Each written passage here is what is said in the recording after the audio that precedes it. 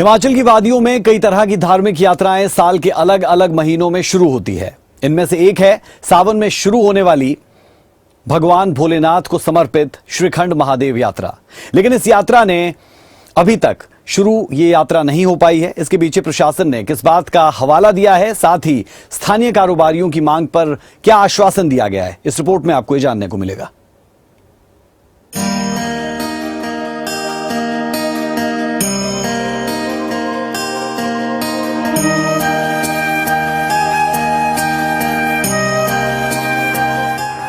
श्रीखंड महाराज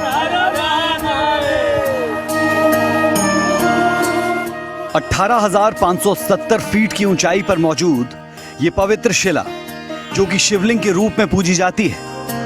श्रीखंड महाराज कुल्लू जिला में स्थित ये पवित्र शिला सावन के महीने में दर्शन के लिए अपना एक अलग महत्व रखती है। हर साल जुलाई के दूसरे हफ्ते में खुलने वाली ये यात्रा इस साल अभी तक शुरू नहीं हो पाई है। इसके पीछे की वजह जो सामने आई वो ये कि प्रशासन ने इस इलाके को दुर्घटना के लिहाज से रेड जोन घोषित किया है, जिसकी वजह से इस साल इस यात्रा को शुरू करने की अधिसूचना जारी नहीं की गई है।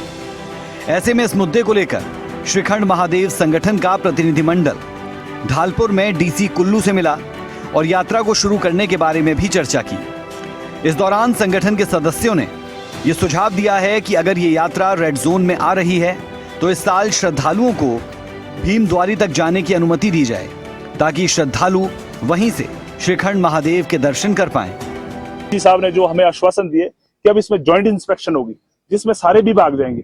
हमने डीसी साहब को बोला कि जनाब, जब वहाँ सालों से कैंपिंग हो रही है, टेंट लग रहे हैं, ऐसा कैसे हो सकता है कि वो क्षेत्र रेड जोन होगा? ये कहीं ना कहीं किसी न किसी चाल से ये सब किया जा रहा है। तो डीसी साहब ने माना कि भाई वहाँ जॉइंट इंस्पेक्शन होगी, सारे विभाग के लोग जाएंगे। और उसके बाद हमने डीसी साहब को बोला कि भाई अगर वो रेड जोन है, अगर वहाँ इस साल ऐसी स्थिति है, तो वहां पे प्रशासन एक वैकल्पिक जगह ढूंढे जहाँ से श्रद्धालु बाबा भोले के दर्शन कर सकते हैं, माथा टेक सकते हैं। श्रीखंड महादेव यात्रा केवल धार्मिक आस्था का विषय नहीं है, बल्कि इससे क्षेत्र के सैकड़ों परिवारों की आजीविका भी जुड़ी है। इसीलिए इस प्रतिनिधिमंडल में पोर्टर, गाइड, टेंट संचालक, खच्चर संचालक और यात्रा से जुड़े अन्य स्थानीय कारोबारी शामिल रहे। देश में जो श्रद्धालु हैं, बाबा भोले के जो भक्त हैं, वो तो बार बार कॉल करे कि यात्रा खुलनी चाहिए। तो हम भी यही चाहते हैं, क्षेत्र को देख के भी, रोजगार को देख के भी। तो हम लोगों ने भी इस बात को माना। जॉइंट इंस्पेक्शन में उसमें स्थानीय लोग भी जाएंगे, कमेटियां जाएगी, विभाग के सारे लोग जाएंगे। और अगर कुछ भी ऊपर नीचे होता है तो यात्रा इस बार भीमद्वारी तक होगी। ये बात बिल्कुल फाइनल हो चुकी है कि भीमद्वार तक यात्रा होगी और यात्रा होगी, ये भी बिल्कुल फाइनल हुआ है। तब हम लोगों ने माना कि ठीक है, हम लोग प्रशासन के साथ है।